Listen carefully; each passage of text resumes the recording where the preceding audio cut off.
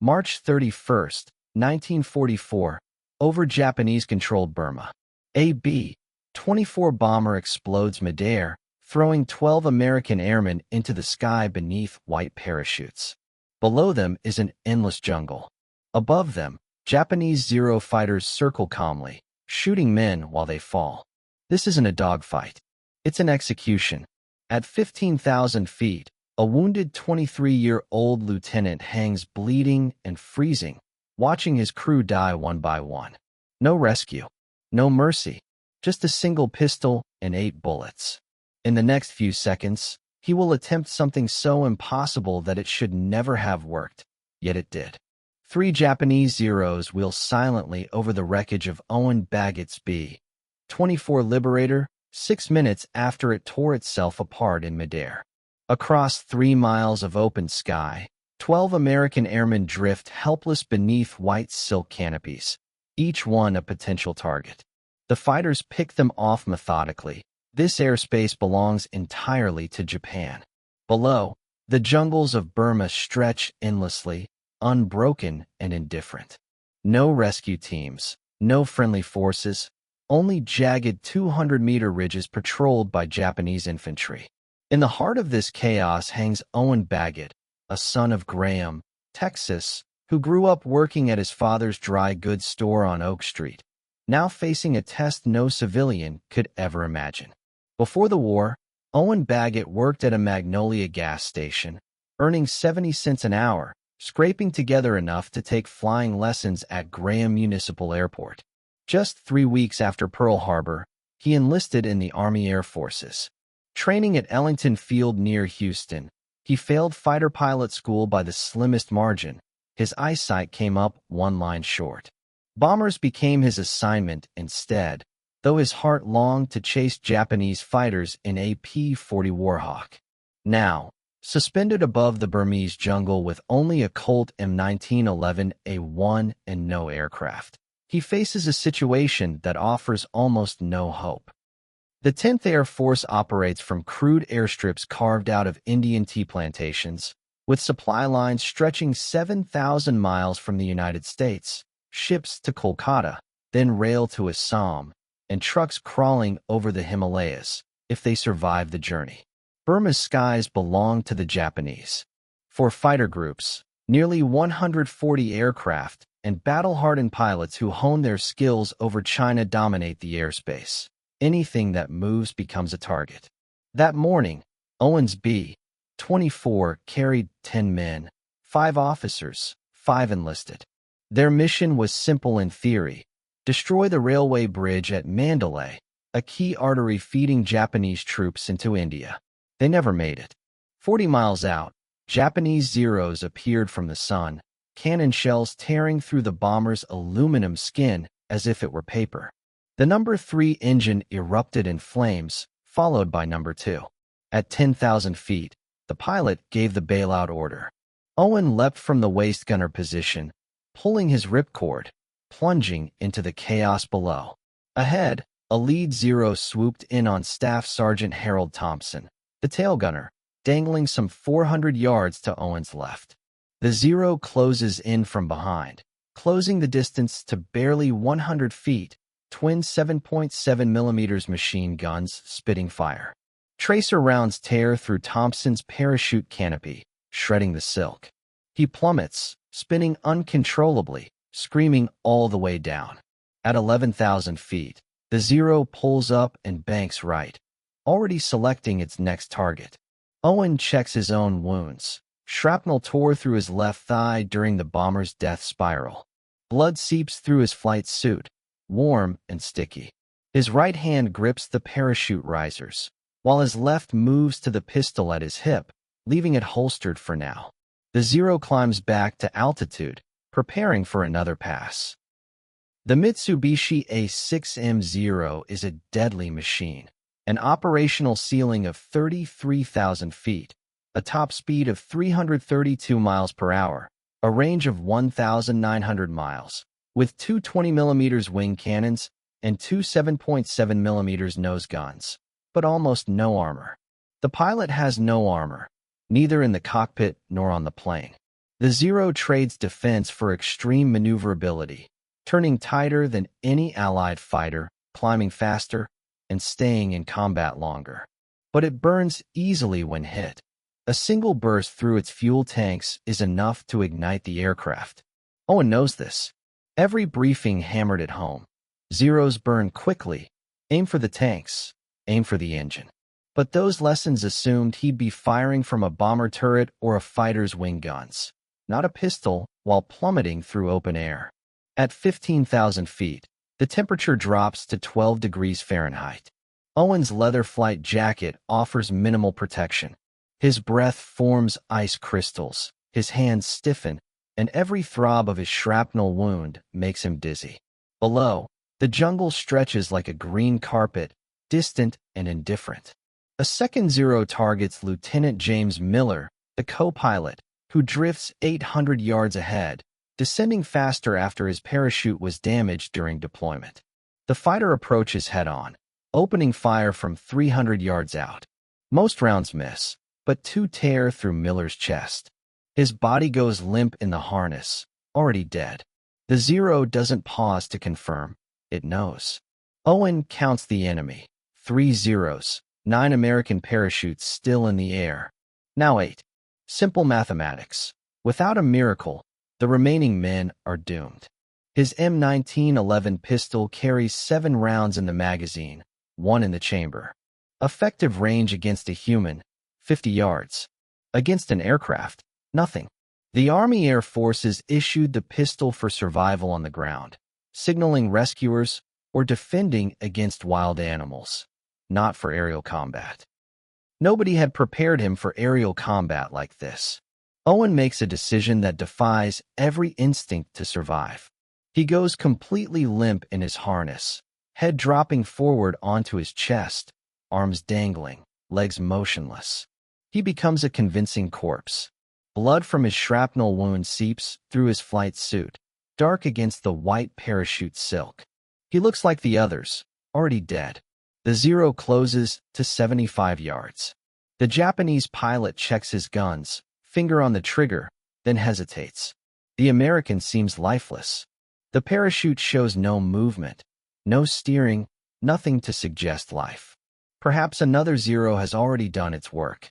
Perhaps the bomber explosion had already killed him. The Zero pilot slows, wanting to verify before wasting ammunition. He throttles back, reducing speed to just 95 miles per hour, barely above stall. Sliding the canopy open for a better view, the slipstream roars past his cockpit. He banks gently left, closing to within 30 feet of the parachute, intent on seeing the American's face, confirming the kill, and moving on. Owen times it perfectly. Slowly, he lifts his head, moving only his neck. His right hand reaches across his body to the holster on his left hip. The Zero drifts into position, close enough to see the pilot's leather flight cap, goggles, and the faint expression of curiosity. In one smooth motion, Owen draws his Colt M1911A1, a pistol weighing 2 pounds 7 ounces, 5-inch barrel, muzzle velocity 830 feet per second, .45 ACP caliber, 7 rounds in the magazine, 1 in the chamber, safety already off. The Japanese pilot notices movement. His eyes widen, and instinctively his hand reaches for the throttle, pushing forward. The Zero begins to accelerate, but it's too slow, too late. Owen extends his arm, straight and steady. There's no time to aim, no stance possible while suspended in a parachute harness. He points the pistol at the cockpit, instinctively adjusting for wind drift. The Zero fills his vision just 30 feet away, close enough to smell engine exhaust, close enough to see the red meatball insignia on the fuselage. He fires. The first shot tears through the open canopy, narrowly missing the pilot's head and exiting the other side. The pilot flinches and banks hard to the right. Owen tracks the motion and fires again. This round strikes the canopy frame, fragments embedding in the pilot's shoulder. The pilot cries out, losing focus for a split second. Owen fires a third shot. The round pierces the open cockpit, traveling 28 inches before striking the pilot just behind the right ear. The pilot slumps forward against the control stick. The Zero's nose drops, and the aircraft enters an uncommanded dive. Owen fires a fourth round at the engine cowling, aiming for the fuel tank. The bullet passes through the thin aluminum, finding nothing critical, but it doesn't matter. The pilot is dead or unconscious. A Zero without a pilot becomes a tombstone with wings. The plane spins left, diving steeper, accelerating toward the jungle below. Owen's eyes follow every movement, his breath ragged, adrenaline hammering through his veins. The pistol shakes in his hand. 3 rounds remain. 2 Zeros are still circling, but they haven't noticed what just happened. They're distracted, focused on other targets 800 yards away, executing their gun runs. The other Zeros don't see their squadron leaders spiraling out of control. They don't see the impossible kill unfold. The Zero slams into the jungle canopy at roughly 420 miles per hour, descending 11,000 feet below Owen. The crash erupts into a fireball visible for miles.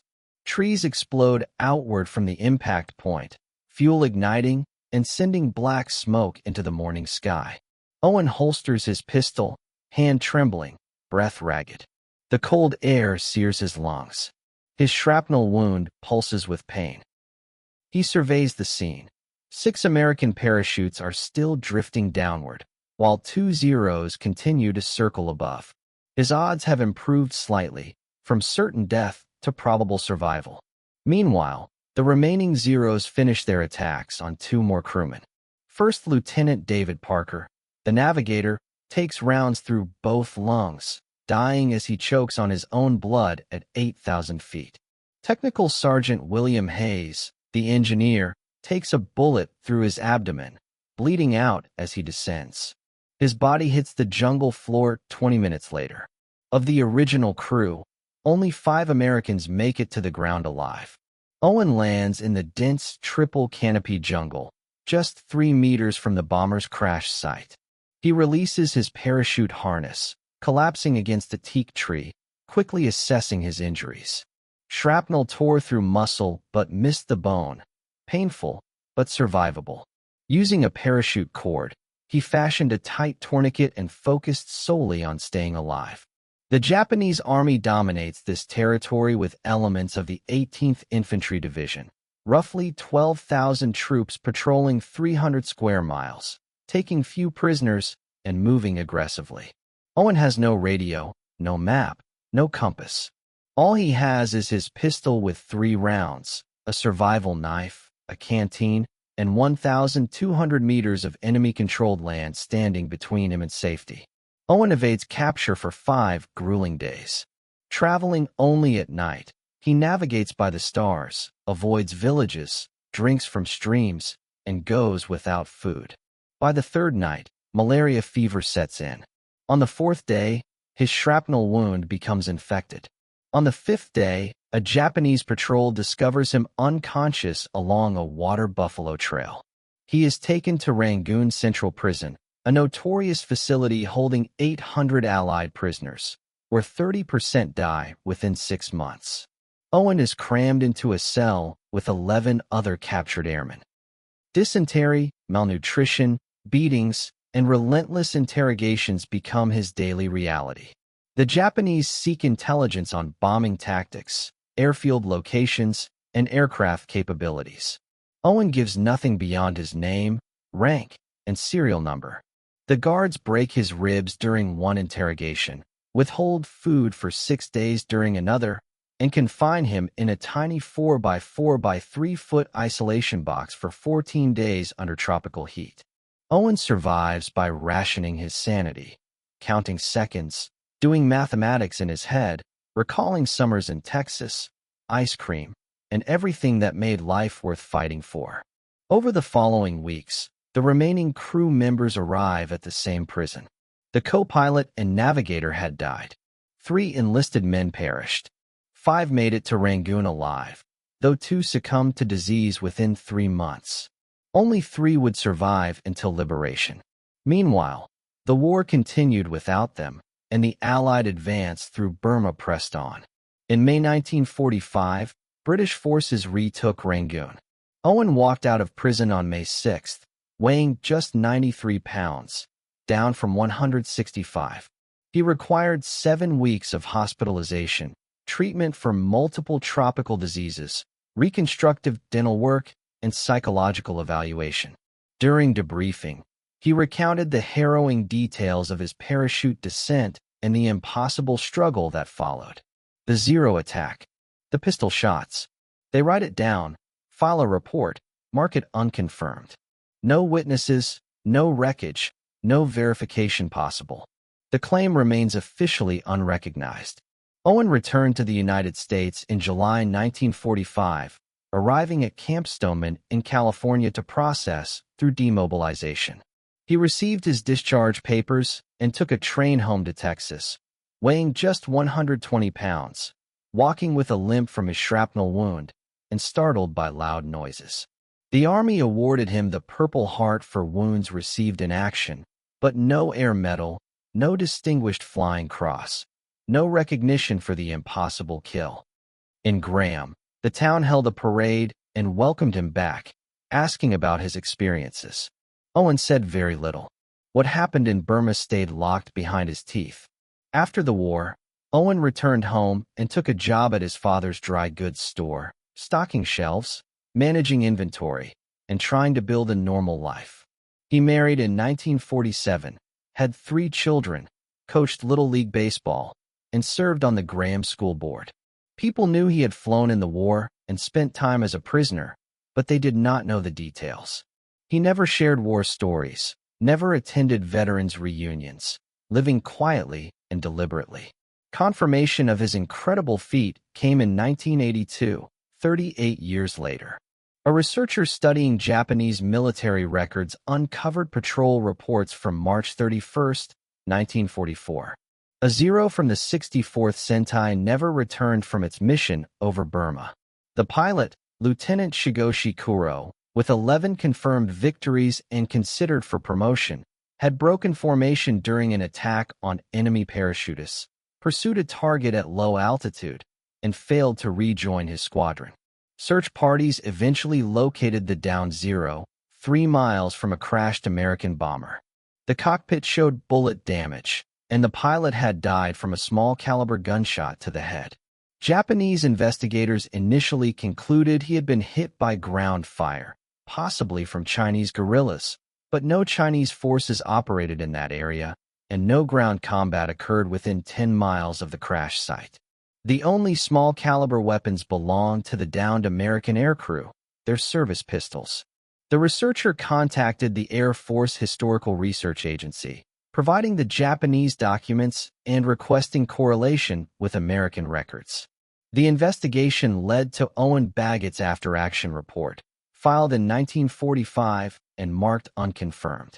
The details matched perfectly: the date, location, circumstances, and outcome. The Air Force reviewed the evidence, consulted historians, and examined precedent. No other verified case exists of an aircrew member shooting down an enemy aircraft with a pistol while parachuting. Owen Bagot's claim was finally recognized as a confirmed kill, the only one of its kind in military aviation history. He received the notification by mail in February 1983, a brief letter from the Secretary of the Air Force. Formal language: congratulations on the confirmation of his aerial victory. No ceremony, no medal upgrade, just official acknowledgement that what happened at 15,000 feet over Burma truly occurred, documented in both American and Japanese records. A reporter from the Graham Leader newspaper interviewed him. Owen recounted the incident in plain, factual terms. No embellishment, no drama. He had fired a pistol at a Zero. The Zero crashed. He had survived. The reporter asked how he felt in that moment. Owen said he was terrified and certain he would die. When asked if he was proud, he replied that he was proud to have survived and returned home. His story circulated through aviation history circles, appeared in military journals, and was mentioned in documentaries highlighting unusual combat achievements. Owen declined most interview requests. He attended a single Air Force reunion in 1985, spoke briefly to a group of bomber veterans, answered questions politely, and left early. Owen Bagot passed away on May 26, 2006, in Graham, Texas, at the age of 85, from natural causes, surrounded by family. His obituary noted his military service, business career, community involvement, and family, including a single line about shooting down a Japanese fighter with a pistol while parachuting over Burma. Most readers assumed it was a mistake or exaggeration, but it was not. Japanese records confirmed it. American records confirm it. The laws of physics barely allowed it, yet it happened. Lieutenant Shigeshi Kuro died carrying out his duty, following orders, executing defenseless men in parachutes. By the brutal logic of total war, his death reflects the random violence that consumed 50 million lives between 1939 and 1945. He was someone's son, possibly someone's brother, trained by his nation to kill without hesitation. Owen Bagot survived by defying every reasonable assumption about aerial combat. Pistols don't shoot down fighter aircraft. Parachuting men don't win gunfights against Zeros. The impossible doesn't happen, except when it does, witnessed by dying men and documented decades later by archival researchers. The legacy lives in the records. Air Force training materials reference the incident as an example of the survival mindset under impossible circumstances. The M1911A1 pistol served American forces for 74 years, from 1911 to 1985, chambered in .45 ACP and designed by John Browning. Millions of servicemen carried it into battle. Owen's pistol, serial number unknown, likely ended up in a Japanese warehouse after his capture, redistributed, and ultimately lost to history. The Zero he shot down, its aircraft number unknown, disintegrated in the jungle. No recovery team ever retrieved the wreckage. Tropical vegetation consumed it within 5 years. Rain, insects, and time erased all evidence, leaving only paper records and filing cabinets on opposite sides of the Pacific. Burma gained independence from Britain in 1948 and became Myanmar in 1989. The jungle where Owen landed remains largely unchanged, dense, perilous, and indifferent to the events that transpired there. Coordinates exist in documents, but the site is unmarked. No memorial, no monument, just trees and time. The rest of Owen's crew rests in various locations. Some lie in military cemeteries, others in family plots back home, and some were never recovered. Technical Sergeant Robert Johnston is buried in Manila American Cemetery, Plot D, Row 7, Grave 142. First Lieutenant David Parker rests in Arlington National Cemetery, Section 12, Site 894. The others are scattered across the map, remembered by their families, forgotten by history. Owen's grave sits in Pioneer Cemetery in Graham, Texas, marked simply with his name, dates, and service branch.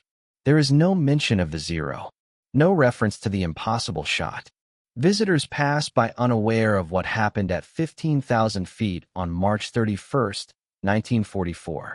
The story survives because researchers value accuracy, because Japanese record keepers documented losses meticulously, and because one impossible moment left enough evidence to endure 8 decades of skepticism. Statistics provide context. The Army Air Forces lost approximately 94,000 personnel during World War II, killed in action, died of wounds, or lost in accidents. Around 40,000 of these deaths occurred in the Pacific and the China-Burma-India theaters. Owen's 10th Air Force Unit lost 568 aircraft and roughly 4,000 personnel. Most deaths left no witnesses, no documentation, no recognition. Owen's survival defied those odds. His shot defied physics. His confirmation defied the bureaucratic tendency to dismiss extraordinary claims. 3 separate impossibilities combined into one verified fact. Stories like this deserve to be remembered. If you've watched this far, Hit the like button to help share this story. Subscribe and turn on notifications. Every day we uncover forgotten tales from dusty archives. Bomber crews fighting impossible odds over Burma, fighter pilots defending their comrades, ordinary men performing extraordinary feats because the moment demanded it. Real people, real heroism. Drop a comment right now and tell us where you're watching from. Are you tuning in from the United States, United Kingdom, Canada, Australia? Our community spans the entire world. You're not just a viewer, you're helping keep these memories alive. Share your location. Tell us if someone in your family served. Just let us know you're here. Thank you for watching and for helping ensure that Owen Bagot's story doesn't fade into silence. These men deserve to be remembered, and your participation helps make that possible.